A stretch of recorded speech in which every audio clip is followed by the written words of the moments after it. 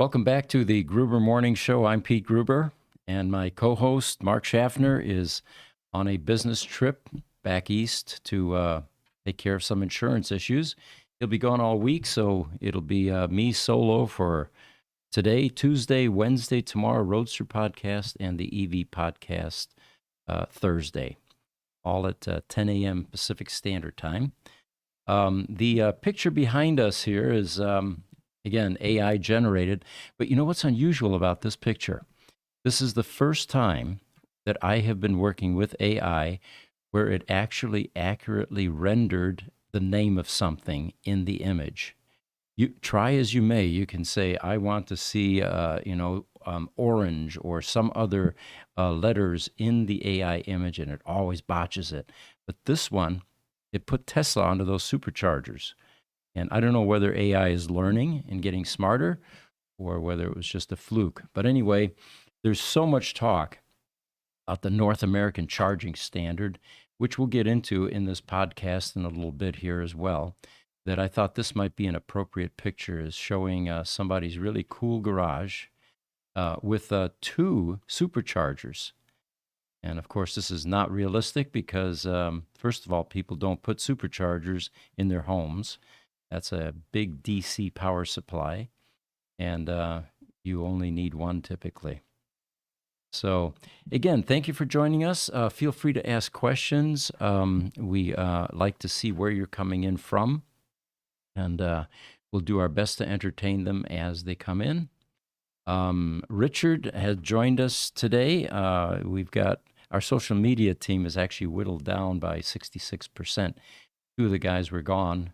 And Richard has taken a break from his child-rearing duties, which just started, a week or 2 ago. And he'll be joining me here shortly for one of the topics that we'll be covering, so you'll get to see Richard as well. So one of the first things that I have for you is it's a news item. It looks like the Aussies are switching to electric vehicles in increasing numbers. The Tesla Model Y now is the 3rd most sold car in the country as of last month, and a huge number of motorists are planning to make the switch. So it looks like the Australians are beginning to jump on board with electric vehicles. The article says, sales of electric vehicles surge in Australia. We have one of our customers just bought a Tesla Roadster in Australia, and there are very few of them there. These are right-hand drive vehicles. It's one of those countries where they drive on the wrong side of the road, and I don't mind saying that. But he was able to find one there that was right-hand drive, and he's going to be enjoying it here shortly. It's a Fusion Red Roadster. So I don't see any questions streaming in yet, guys. We're good? Okay. I just want to make sure there's nothing wrong. So Inside EVs had an article, and they pointed out that General Motors is actually planning on efficiently using their existing factory and plant footprint. No plans to build new facilities or close existing ones. You know, we were all speculating how difficult would it be for an incumbent ICE vehicle manufacturer to switch over into electric vehicles. And we were watching carefully to see how GM and Ford were able to accommodate the switch. But according to the article, GM, it says, has no plans to build an all-new factory for electric vehicles. They claim that they're going to just efficiently use the existing footprint and use existing tools, equipment, and assembly lines. So it'll be interesting to see how, you know, you can get ICE vehicles and EVs being produced in the same facility. It's got to require different tooling, different levels of expertise, and so that I thought was an interesting article. And in a Teslarati article, there is another Tesla factory that's under discussion now. Now, if you remember, we were all surprised after Shanghai that Tesla announced a large plant. In fact, this will be the largest one that will in existence so far in Monterrey, Mexico. And it turns out that shortly after that, Elon went to India and began talking to the Indian government about a gigafactory in India. We thought, wow, that happened quickly. We haven't even quite broken ground yet on Mexico. It looks like they have some really aggressive growth plans. And lo and behold, a couple weeks later, we now have an announcement that Tesla is reportedly negotiating its next gigafactory location in Spain. So we'll have 2 in Europe. And the details on that one are it's in a very advanced negotiation, is the way that it's worded, for a $4.8 billion gigafactory in Spain. And it will be massive, they're claiming. It doesn't say how it compares in size to the other gigafactories that they have. So I'm feeling kind of lonely here. We've got 0 questions. You sure there's nothing wrong, right? Okay. Not that I can tell. No, there isn't. We've got viewers and whatnot. Just no questions just yet. Okay. All right. Well, guys, make me feel a little bit better here. Ask me anything then today, except the sunglass question. I can't answer that. So it looks like Toyota has lost their position for having the world's best-selling vehicle as of Q1 of 2023. The Tesla Model Y actually eclipsed the sales of the Toyota Corolla, which had traditionally been the world's best-selling vehicle. So that was in Q1 of this year. And I think Richard might have a additional news item for us. And I'm going to ask him to join me here since I have an empty co-host desk here. Sure. I'm going to run right over.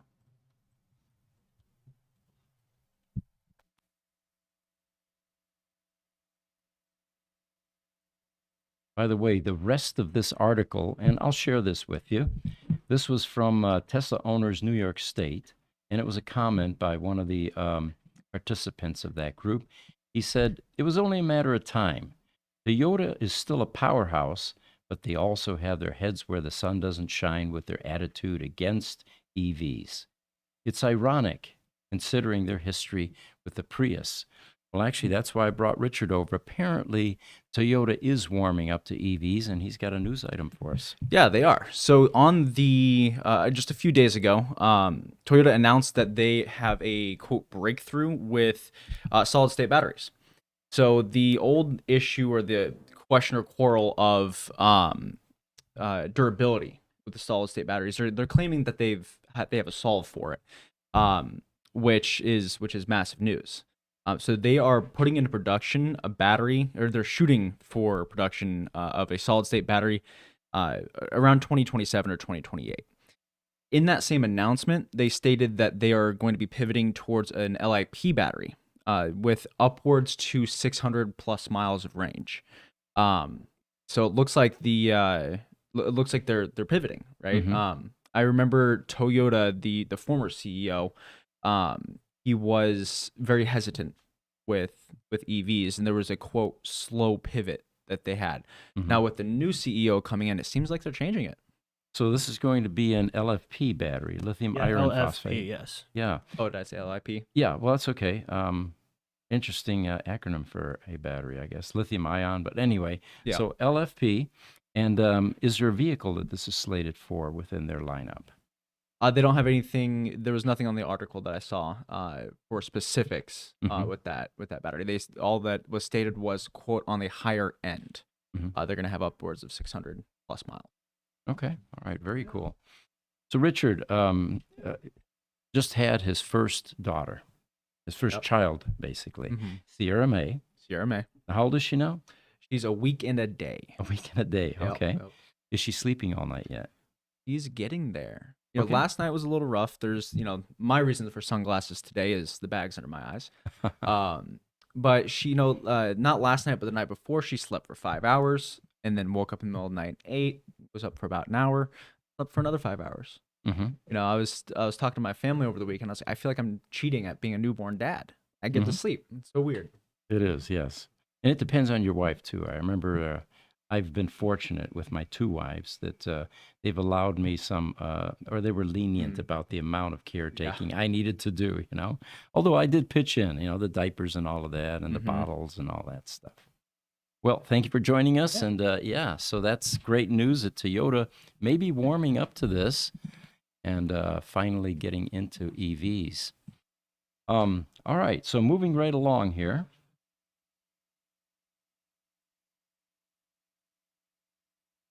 So the Model 3 um, now starts, according to this article, at $32,740 after federal tax credits. Now remember, the magic number that we're all trying to reach here with electric vehicles is $30,000. We start getting at that level or below that, we're going to increase EV adoption rates because now we're competing heavily with ICE vehicles. So even though China has some vehicles below $30,000, so far Tesla has not been able to manage that.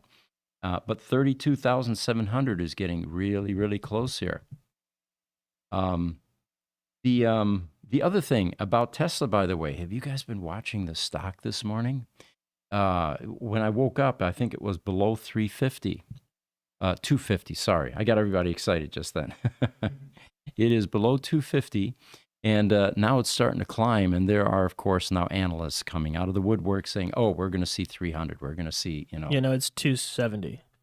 270." Well, Yeah. then it's jumped quite a bit since I last looked at it. And you may be curious. Granted, there is a lot of good news about Tesla. This adoption of the NACS standard, a standardized charging connector using Tesla's connector is great news. But the other part of this that we have to remember is Tesla is traditionally one of the heaviest shorted stocks, in the market. And you got to feel bad for these short sellers. I mean, at some point in time with a short position, as the stock goes up, your valuation goes down proportionately. And at some point in time, they bail. And this smells like a short squeeze. This smells like a bunch of short sellers deciding, I can't take the pain anymore. I'm going to bail and get out. And in order to get out of their positions, they have to buy the stock. It sounds counterintuitive, but that's how shorting stock works. You essentially have purchased someone else's stock uh, and then hope for a delta to make up the difference later on. So this looks like a short squeeze, and maybe the analysts are right. 270, maybe this will run to 300. So it looks like we finally have some questions coming in. Thank God, I thought our audience had abandoned us. First one is Pepchin Kosteljic. We can hear you. Perfect. Thank you. All right. So the audio is working. Then we've got Niles joining us from YouTube. He's with the Bion Danish Genome Institute. He says, good morning. Test. Has Pete Gruber been cloned? I'll start with the voice if he allows me. Absolutely. I allow you. No, as I pointed out a little bit earlier, Mark currently is on a business trip.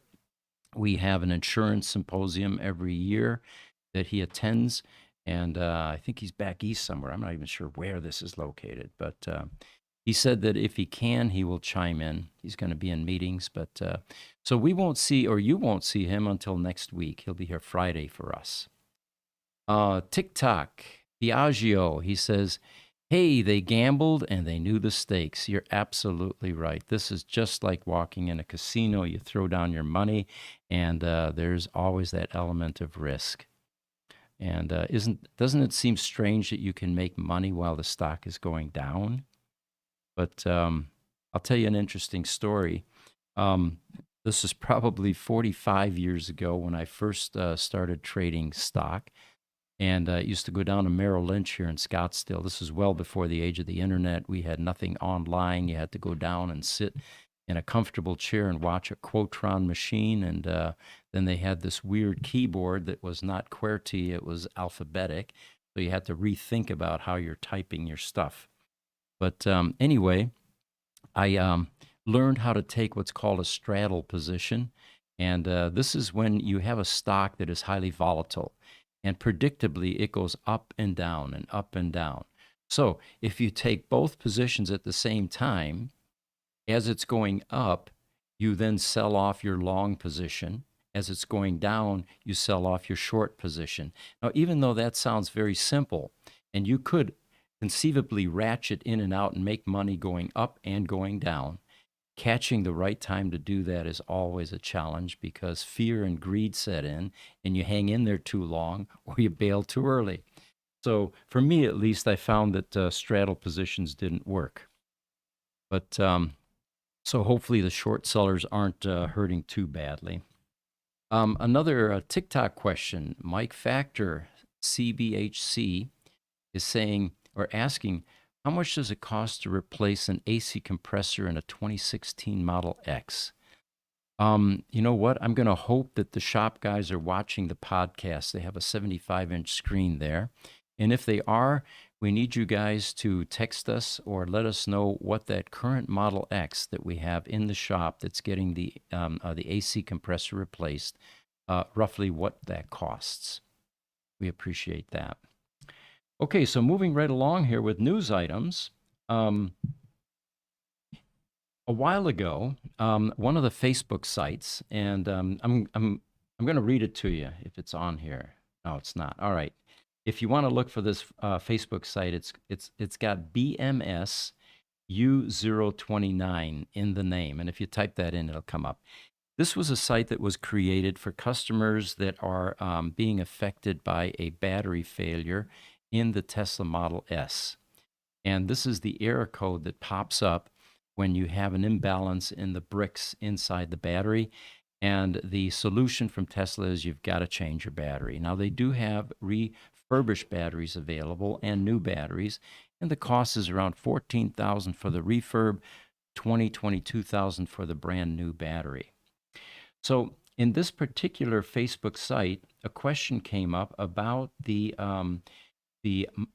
Model S Owner's Manual, 2012 through 2020, which is still on the website. And in this manual, it said that you need to charge your battery to 100%. And of course, that's incorrect for a lithium-ion battery because that stresses the heck out of the lithium-ion batteries. 85, maybe 90% is the preferred charge range for those. So I contacted Tesla, let them know that they had a typo in that manual, and they said, yeah, it was probably one of our people in documentation that did a cut-paste, not realizing that they were applying standards or parameters from the lithium iron phosphate battery, which is in the later Model 3s.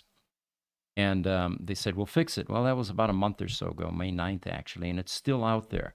But what Tesla did tell us is that the screen in the cars, if in doubt, tells you what to charge that battery to. And since there were two versions in the Model 3, the lithium ion and lithium iron phosphate, if you try to charge and you're exceeding the rate of the capacity for that battery, it will warn you.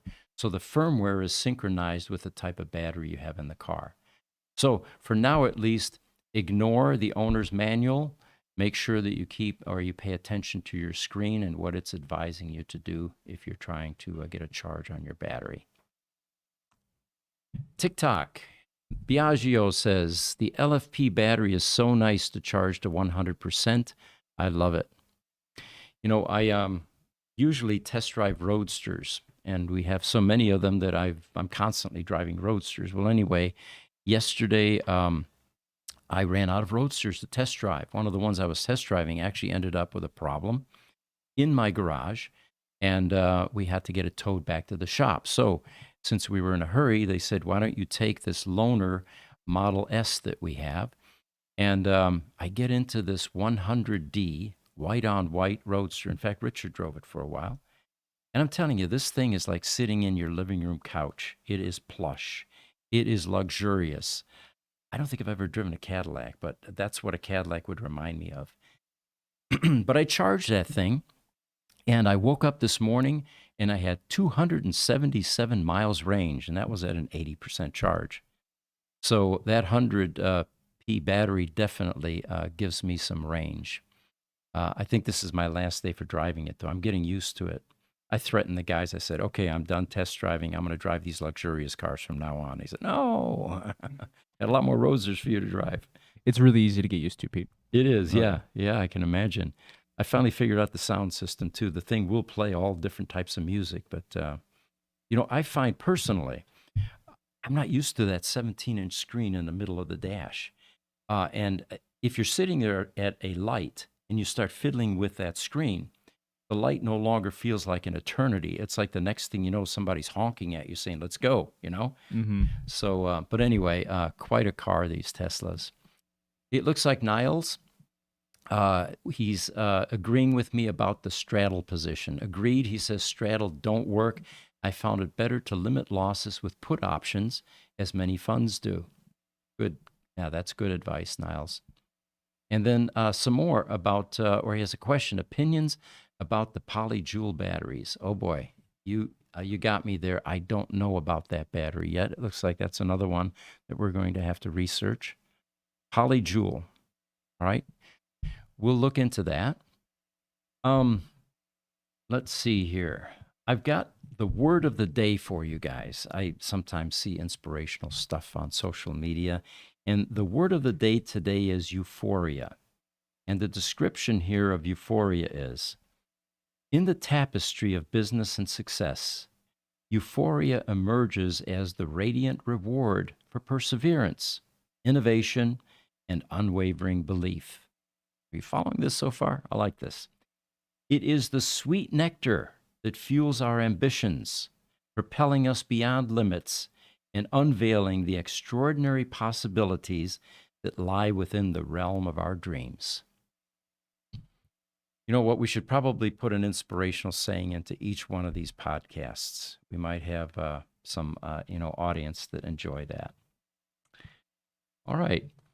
So Tesla, it looks like, and if we can throw up a picture here, guys, if you can throw up that picture of Kairan Kwasi. This is kind of a heartwarming story. Turns out Elon SpaceX, has hired a 14-year-old. I don't know how they got around child labor laws, but I think there are provisions for, certain types of work that allow a 14-year-old to work in a facility like this. That is a picture of Kairan Kwasi. There we go.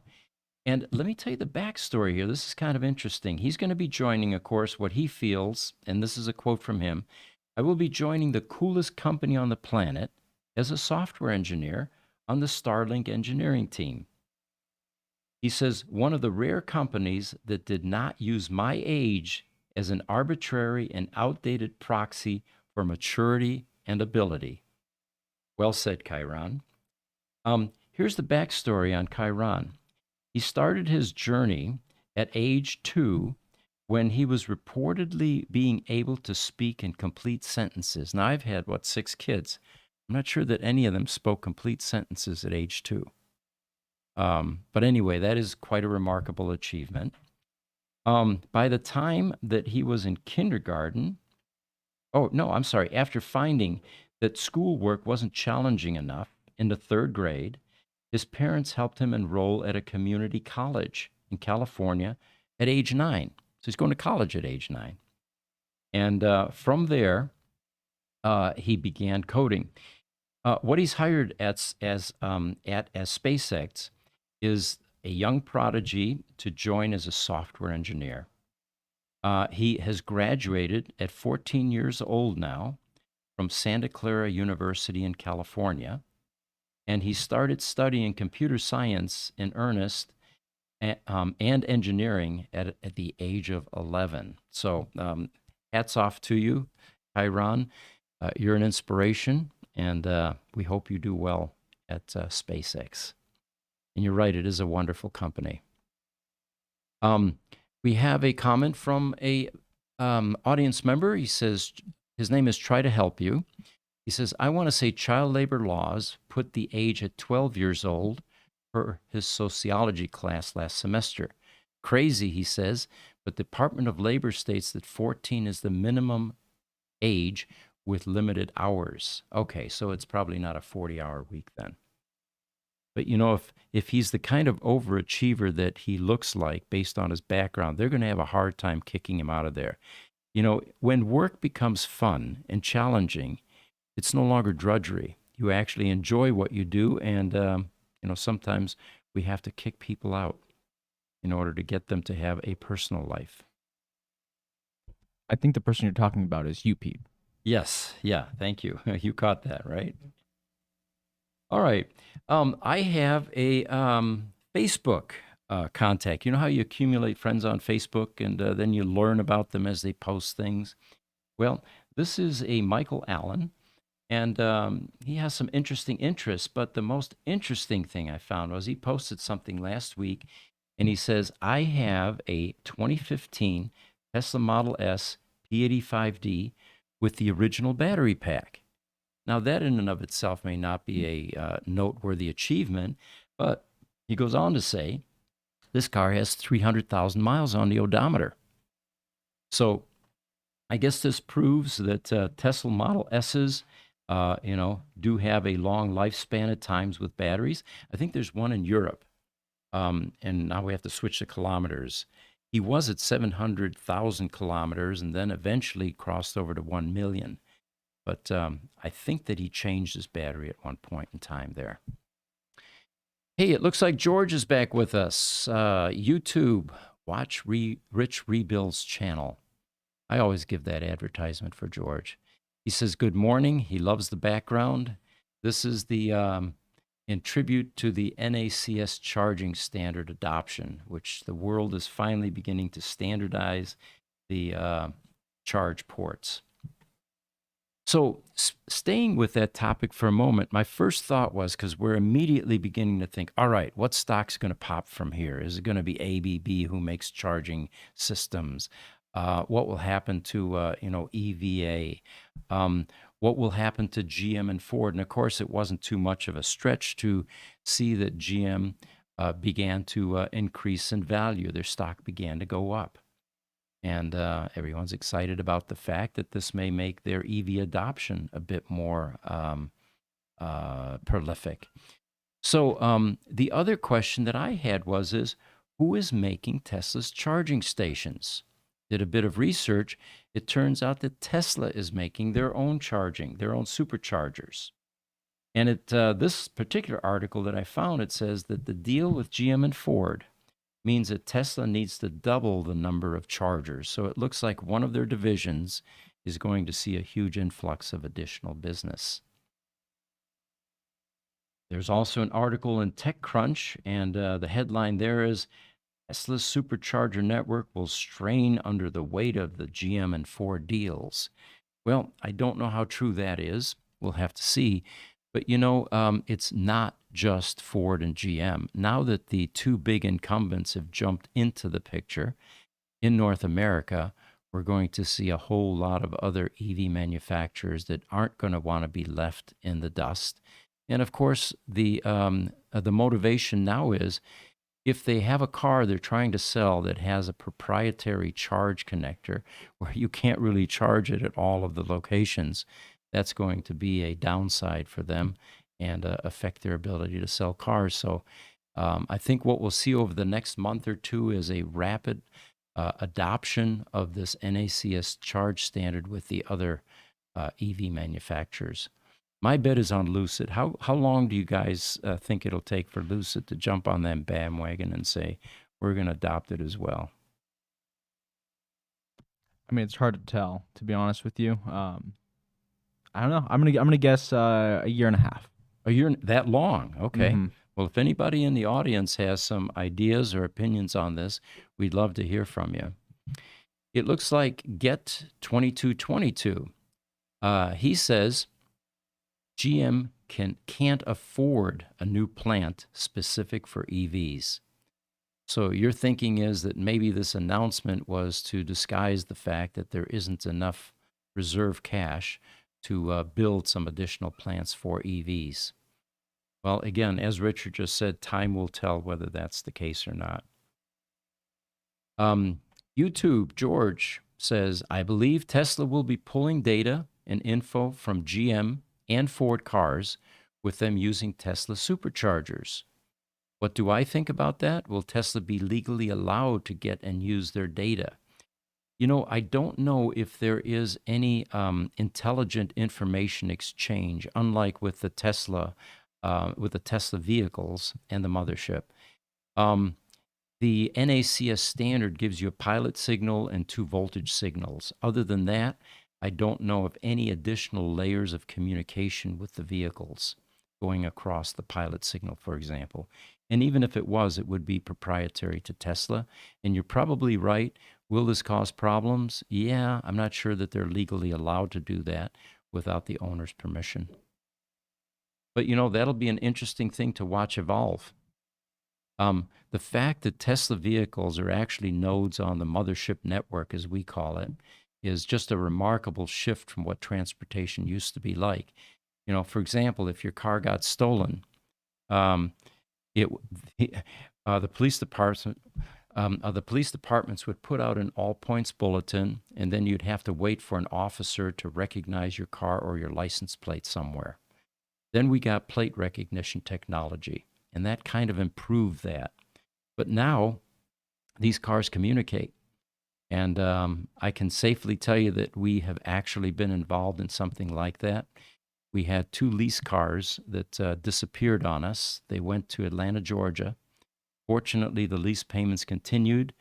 When we tried to retrieve the cars, they stopped. And eventually they went into the ozone. And because we had routed those cars, we were actually able to track them, find out that one of them was sitting in a grocery store parking lot.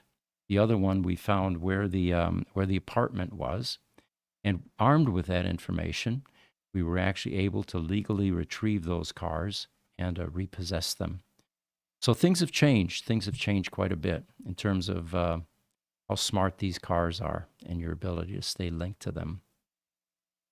All right, get 2222. He says, and this is his opinion, he says, Lucid isn't too proud. Musk doesn't care about Rawlinson's lies. All right, You got to read the one above it first. Okay. YouTube, try to help you, says, Lucid may be too proud given the history. Okay, those are interesting opinions. You know, I've not personally talked to Peter Rawlinson, but I tend to think that people at that level are far more focused on the business side of things rather than petty emotions like envy or jealousy or pride that get involved. These are basic human emotions. And most CEOs can't indulge in that level of emotion because they have an overriding charter to make the company profitable and to represent the shareholders and the owners of the vehicles. So my vote on this would be there probably isn't going to be any pride, and I would be surprised if Lucid doesn't adopt this standard within the next month or two. Looks like Niles is chiming in from Denmark. He says, what was the result of the poll about the cathode? There's a part of that question that is missing, Richard. Richard just got up, so when he gets back on there, I can read the rest of your question there, Niles. We had just to give the audience some preview on this, we had someone chime in and say, well, cathode is negative and anode is positive. And it went contrary to everything that I've always learned and been involved in. Diodes, for example, the cathode is the positive side, the anode is the negative. So what Niles is asking is, what was the result of the poll about the cathode? I learned in school that electrons flow from cathode minus toward the anode plus, but I guess they flow both ways depending on the charge. You know, when I was still involved, and that was high school, and oh my God, that was what, 40, 50 years ago? 50 years ago, yeah. I'm 71 now. I don't do the math that well. But yeah, so it was over 50 years ago. The theory at that time was no one was sure what directions electrons flow, but we had arbitrarily decided that that there was plus and minus to distinguish between the two, poles, and that the cathode was positive and the anode was negative. Now, of course, with AI chiming in, I wonder if it'll be able to figure out if there is a direction to electron flow, or maybe Niles is saying, I guess they flow both ways depending on charge. All right, Instagram, Oakshade. He says, white label Teslas.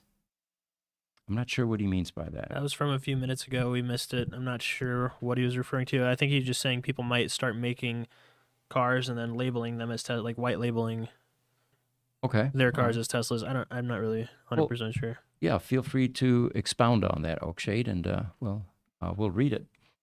So, continuing here with news items, we should probably talk about the North American Charge Standard and the CCS standard, which began to evolve as well, was a standard that uses two connectors, basically mated into one. And the strategy there was, unlike Tesla, other vehicles have separate charge ports for either DC or for the AC portion. My son Peter was over this weekend, and he's got one of those Kia electric vans. And he showed me the charge port door on the front of his vehicle, and he had this huge CHAdeMO connector with big pins, which was the DC portion, and then he had a J1772 standard connector next to it, which was the AC portion. Well, what Tesla decided to do some time ago was with this Trident connector, or what they then later on called the NACS standard. By the way, thank God Tesla made that switch, because their first generation charge standard was a Tesla Roadster, and this thing is the size of a Coke can, even bigger than that actually, and heavy, and certainly not as robust as the Trident connector, which came later. But with the Trident connector, what they decided to do was, let's put the determination of whether it's AC or DC in the high voltage junction box in the car, and we'll give it the capability of using either DC input or AC input, but using the same plug, and which reduces the size, of course. So it's a much more efficient design than the CCS connector. And by incorporating a latch mechanism on the vehicle's inlet port, it enabled this slimmer plug with also less dirt and intrusion potential. Remember, if you've got a gigantic plug or two separate plugs, there's a whole lot more chance for rain, water, dust, dirt, you name it. And of course, the last guy that used that charge cable may have dropped it in the mud, which also happens with the charging stations. So CCS was designed as an addition to J1772, which is only AC. And then CCS supports both AC and DC charging. Now, in J1772, the absence of DC pins was justified at the time by a presumption that plug-in hybrids were going to continue to be a part of transportation, and that they don't need DC charging, which of course proved to be incorrect, because hybrids are quickly disappearing, except for Lamborghini and GM, which are making a Corvette hybrid and a Lamborghini hybrid. And we'll have a whole session on that at some point later on. So this made the J1772 connector cheaper, but created a false economy, giving the prevalence of DC charge ports by 2023. So it does require some additional hardware in the vehicles to use the Tesla NACS connector, and Ford and GM will have to incorporate some form of signal redirection, most likely relays and contactors like Tesla does, to support the both DC and AC charging from the same port. Now, Tesla's next generation plug, also part of the NACS evolution, will support 1,000 volt charging. Now remember, in the US, the predominant DC voltage in EVs is 400 volts. Europe, some time ago, already adopted the 800 volt standard.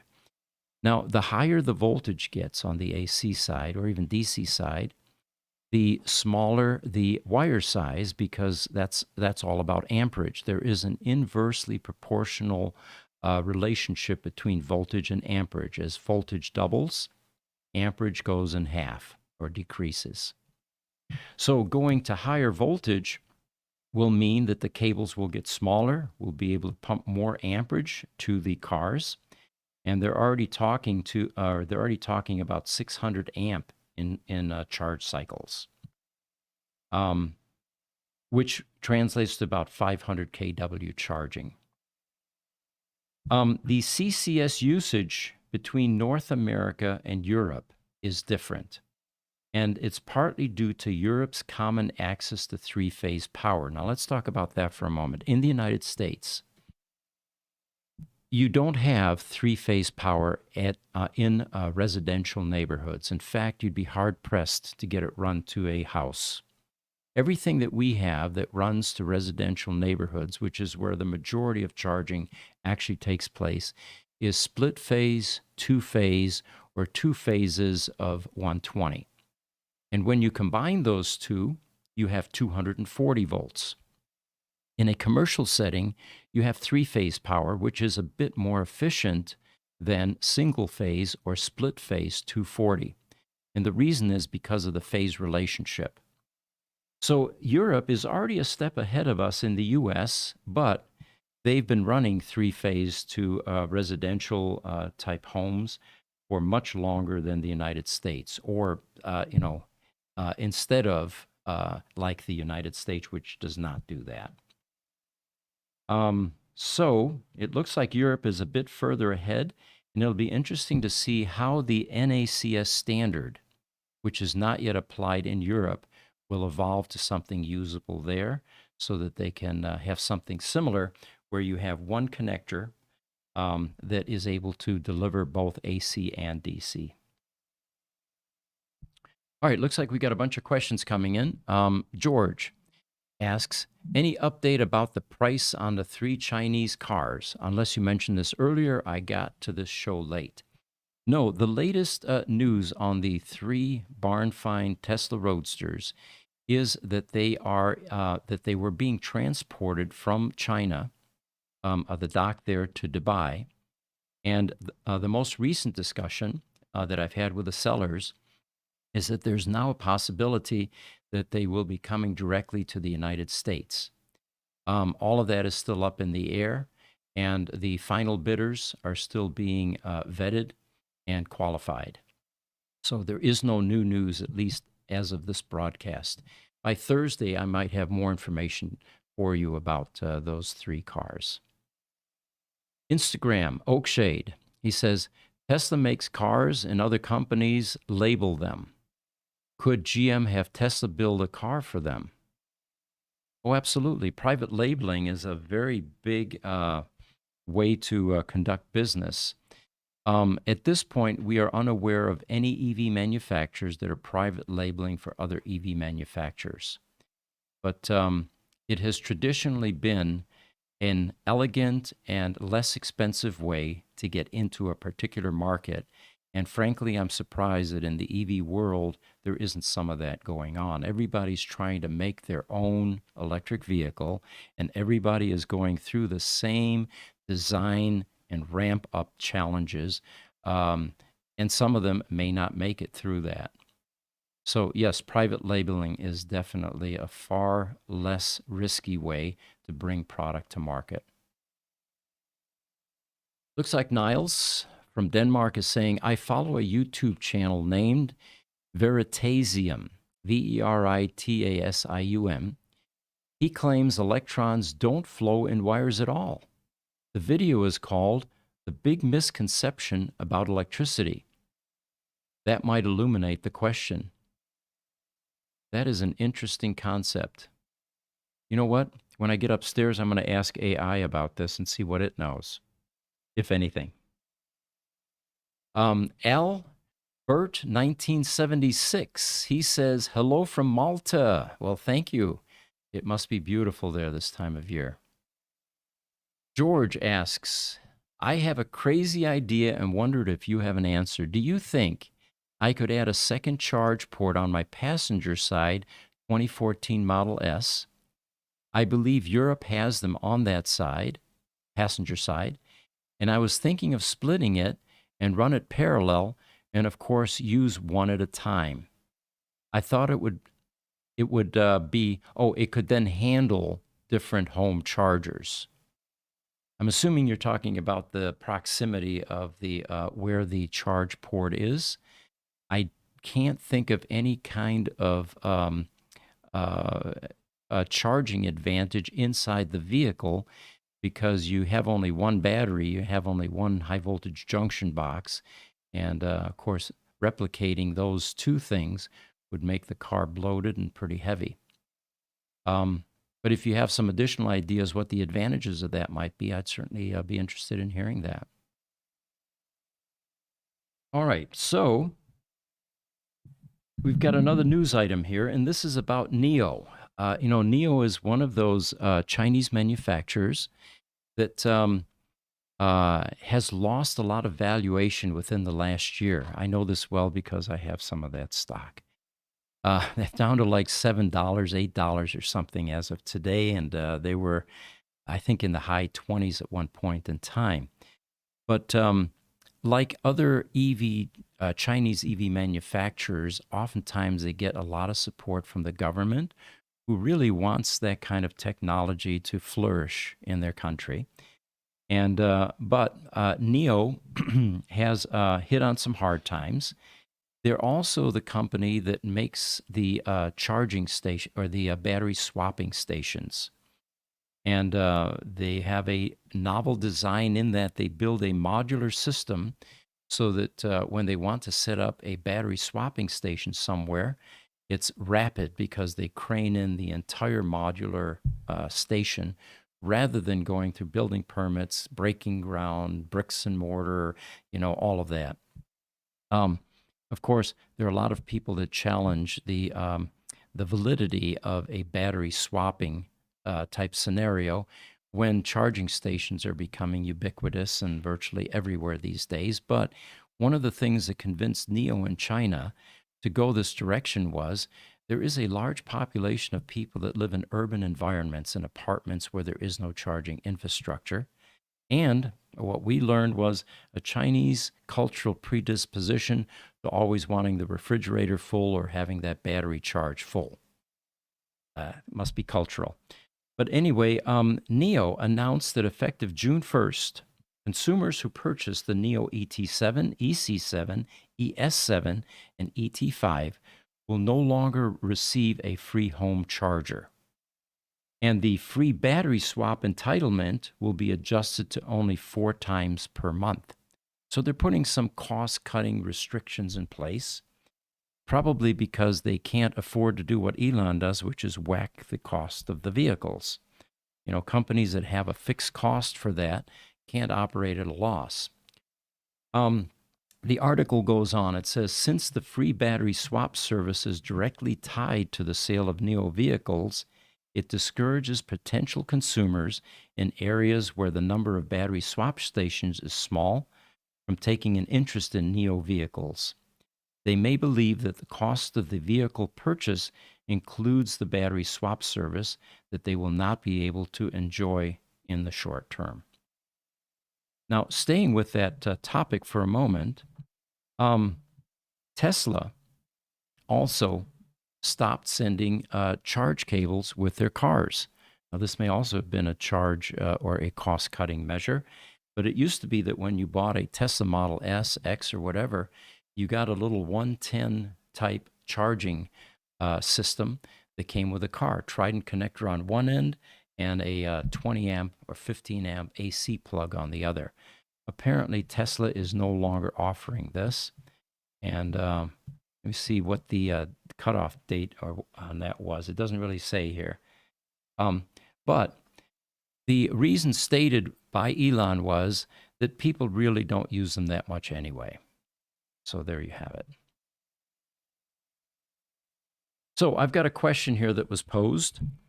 Can I use electric roads to charge my Tesla?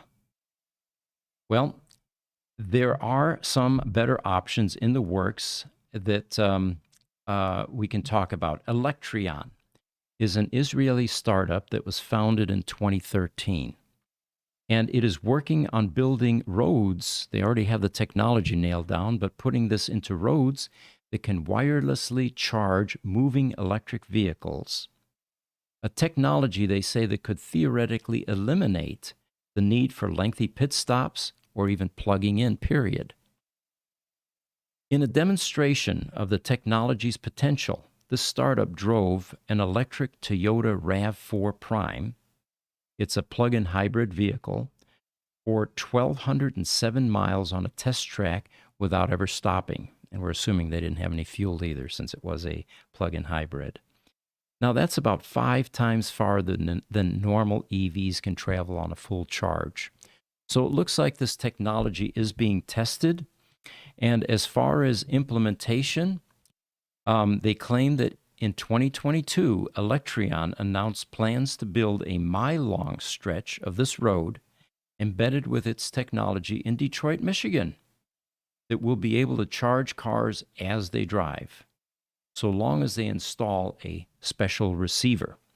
And it's expected to be functional sometime in 2023. So you have a couple of potential costly issues here. One is, if you want to convert your electric vehicle to a wireless charging method, there's going to have to be some modifications to that vehicle. There will have to be a receiver for that transmitter that's buried in the road that can capture that energy and then charge your battery.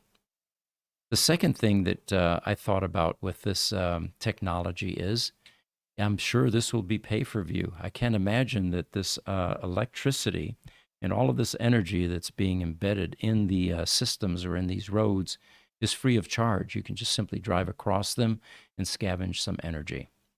So there will be a couple of costly modifications that will need to be made in order to become part of this movement. But the bright spot here is once adoption is 100%, remember, we are going to, it's going to revolutionize transportation. You're not going to have to plug in anywhere anymore. And it would be even more cool if there was sufficient energy transfer that was able to take place where you wouldn't even need to store that energy. Of course, thinking about that carefully, there might be a flaw there. You've got the road, you're getting energy while you're driving or while you're on the road, but then you pull in your driveway, and then what? All right, so we're going to need a small battery in there. Oh, we could push it. Yeah, that's true. All right. So we'll go low tech at that point. Love to hear from you guys. What are your thoughts on this? The inductive coupled energy transfer, which of course is not new. In the AC world, we've been using that concept and that technology for well over a century. So George is asking, where's your other half today? Yeah, my co-host, Mark Schaffner. He is at an insurance symposium. Our company attends these every year, and he will be gone until Friday this week. And George is saying, I'll bet Mark is playing hooky. Well, he's probably enjoying himself. You know, these things are a combination of business and boondoggle. So have a drink for me, Mark, wherever you are. He said he would chime in. I haven't seen him yet. Have you guys seen him chime in? No. All right, we've got TikTok. Tesla Mike says, I use mine when I travel. He's talking about his charge cord here. Yeah, they are handy to have. Oh, here's a good one. George says, electric roads will never work here in New York with all the potholes. Good point. And the reason that they have more potholes in those four-season areas is you have all of that freezing and thawing and freezing and thawing, and they just can't get to all the potholes after every season. I know I used to live there, and there were some bone-jarring experiences in Rochester, New York, as you're driving down the road and suddenly you feel like your wheel just came off. All right, there's a company in China. All right, here's another news item. Car exports in China rose 82% to nearly 1.8 million units in the first 5 months of this year from the previous year. Can you imagine an 82% increase in electric vehicles. That's just massive. China is taking this EV adoption very seriously. And of course, with the number of people that they have there and that growing middle class, their production capacity is virtually unprecedented in the world. They already got their feet wet with technology many, many decades ago. And we look for great things from China. So that is quite a jump, 82%. All right, it looks like we may be coming to a close here. I'm running out of news items unless you guys have more questions. And we are coming up on that hour. We've got one more comment from Niles. He says, frequently and increasingly so in the future, the cost of electricity is negative. The day before yesterday, it was minus 34, that's the currency in Denmark, 5 cents in the afternoon. So free charging could happen. Good point. We'll have to carefully look to see where these free sources of electricity are coming from. Or solar is one of the most obvious places to get free energy, after, of course, all the infrastructure costs are met. George is asking, any update on the Tesla factory in Spain? At this point, it's just a news item across the wire, not much details, size. I think earlier we had a cost projection for this factory, and it was around $4 billion. Let's see if I can bring that back up. What is just remarkable is that Tesla seems to be on a tear, creating gigafactories unlike any other car manufacturers in the world. That might be why the stock's going crazy. You know what? I can't find it here, but I think it was around $4 to $5 billion for this factory in Spain. And that's right on the heels of Shanghai, then the announcement in Mexico, they're building another one. Well, actually, Shanghai, Berlin, Mexico, and I'm leaving one out here. I'm losing track of them. Mexico, India. That's right. Elon went to India, is talking to them about a gigafactory there. And suddenly, a couple weeks later, we're talking to Spain about a factory there. You know, that would be great because Europe is a huge market, and having 2 gigafactories in Europe would definitely be a huge benefit. And then Asia, you've got India and Shanghai now.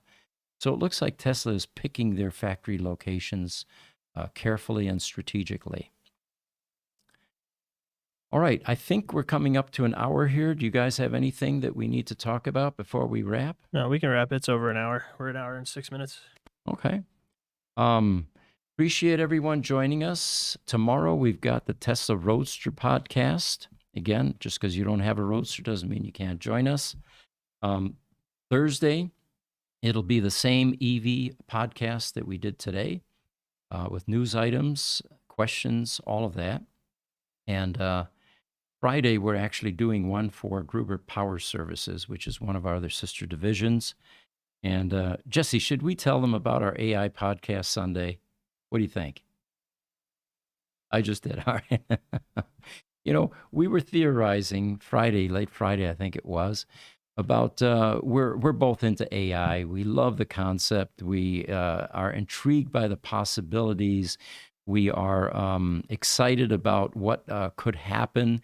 And it looks like the rest of the world doesn't share quite that much enthusiasm about AI. There's a lot of fear, trepidation about the impact and the dangers and all of that. So we decided to come in Sunday, and both of us have off, you know, the weekends. And although I was here working over at GMC Sunday morning, I said, all right, I'll meet you here at 10 o'clock. I'll bring the donuts. I'm not going to be shaved, but let's do an AI podcast and see who shows up. And what did we have, like 800 people or something like that? Yeah, across all the platforms that we were doing. It's a great, and we'll probably do it again this Sunday. It's a great place to philosophize, exchange ideas, expose some fears. And anyway, if you'd like to join us, 10 o'clock-ish. We actually got started at 10:30 that day. But if you'd like to join us, we'll be doing an AI podcast, and maybe this thing will grow legs, and we'll continue that as well. So in the meantime, again, thank you for joining us. I'm Pete Gruber signing off. We'll see you Thursday or tomorrow. Thank you.